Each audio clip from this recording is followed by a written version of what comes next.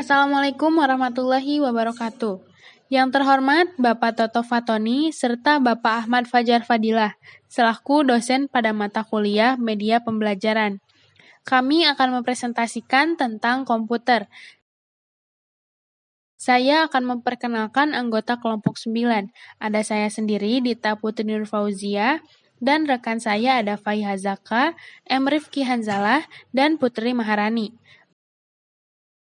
Materi pertama adalah Roles of Computer in Learning atau peran komputer dalam pembelajaran.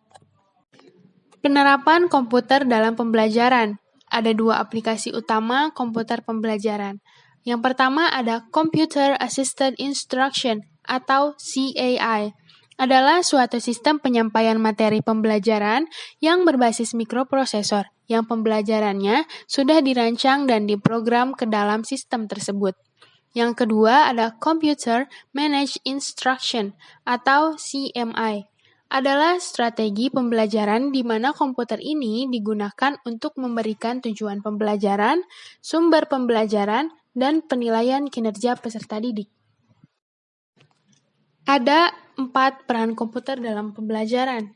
Yang pertama adalah sebagai sebuah objek pembelajaran, yang kedua sebagai alat atau sarana, yang ketiga sebagai perangkat pembelajaran, dan yang keempat sebagai sarana pengajaran berpikir logis. Nah, ada 6 keuntungan penggunaan komputer. Yang pertama adalah learner control. Siswa bisa mengkontrol kecepatan belajar mereka sendiri. Yang kedua adalah special needs.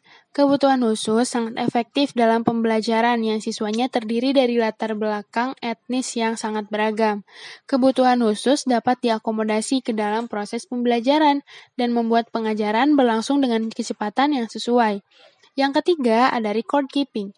Dengan kemampuan pencatatan komputer, guru dapat mempersiapkan pelajaran individu untuk semua siswa dan memantau kemajuan mereka. Yang keempat ada information management.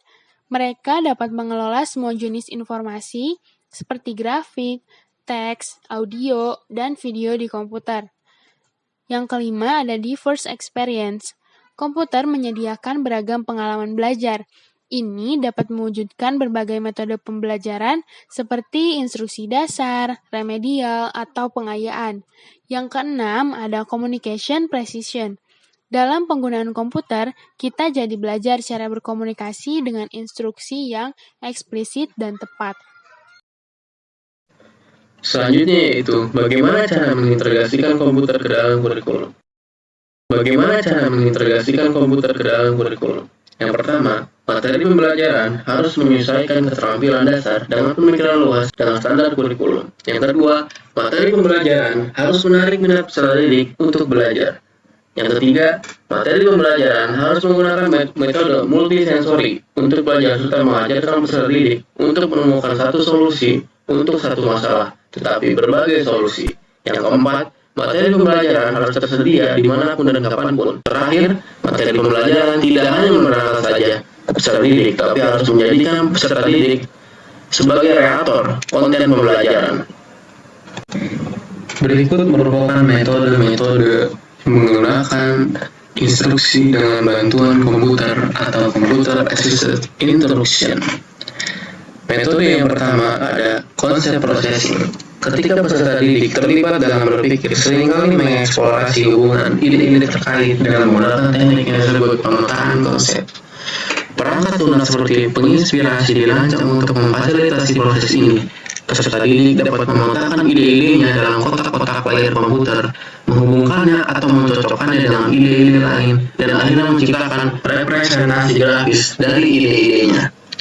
Metode yang kedua ada drill and practice. Program drill and practice menuntun peserta didik melalui serangkaian contoh untuk meningkatkan ketangkasan dalam suatu keterampilan. Metode yang ketiga ada tutorial. Dalam peran tutorial, komputer berperan sebagai pengajar interaksi semua proses pembelajaran yaitu antara komputer dan peserta didik.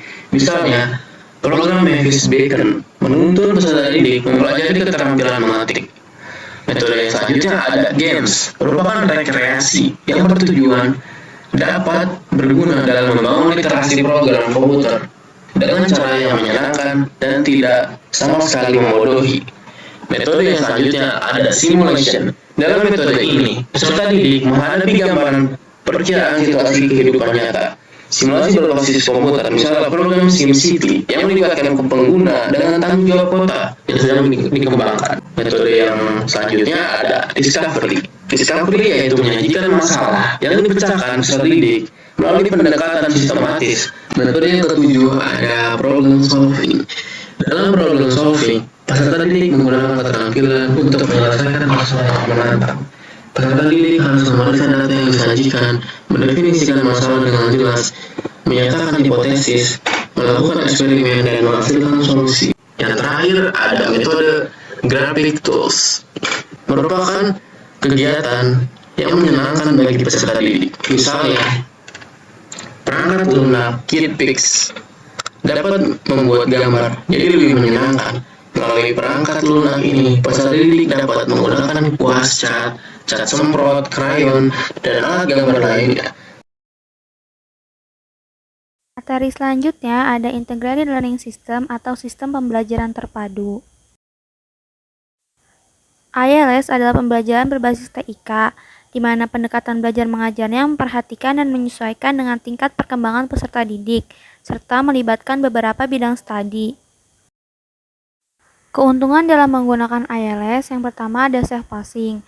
Dengan menggunakan ILS, siswa dapat mempelajari materi menggunakan kecepatan mereka sendiri. Yang kedua ada total package atau paket lengkap. ILS memiliki keuntungan dari semua software function. Dengan menggunakan ILS, siswa akan mendapatkan keseluruhan kurikulum dalam satu sumber. Yang ketiga ada validated. ILS ini sudah teruji dan divalidasi. Materi selanjutnya ada software selection atau pemilihan perangkat lunak. Kita perlu memperhatikan beberapa kriteria dalam memilih perangkat lunak. Yang pertama ada akurasi atau keakuratannya. Yang kedua ada feedback atau umpan balik yang nantinya akan didapatkan peserta didik. Yang ketiga ada learner control atau pengontrol kecepatan belajar peserta didik. Yang keempat ada prerequisites atau prasyarat. Yang kelima ada ease of use atau mudah digunakan. Yang keenam ada special features atau fitur spesial yang dimiliki perangkat lunak. Komputer hardware. Apa itu komputer hardware? Komputer hardware disebut juga dengan perangkat keras, adalah salah satu komponen dari sebuah komputer yang sifat alatnya bisa dilihat dan diraba secara langsung atau yang berbentuk nyata, yang berfungsi untuk mendukung proses komputerisasi. Selanjutnya ada 5 komponen perangkat keras komputer berdasarkan fungsinya. Yang pertama ada input device.